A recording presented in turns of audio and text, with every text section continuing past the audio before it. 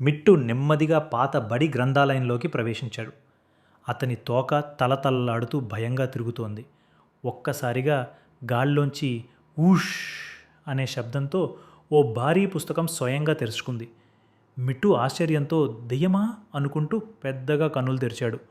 అప్పుడే ఓ చిన్న గుడ్లగూబ చిన్న చిన్న గాజు కళ్ళద్దాలు ధరించి షెల్ఫ్ వెనక నుంచి తల బయటపెట్టింది.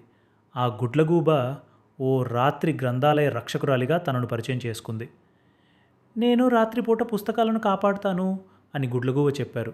మిట్టు నవ్వుతూ ఊపిరి పీల్చుకున్నాడు. భయం కాస్త తీరింది.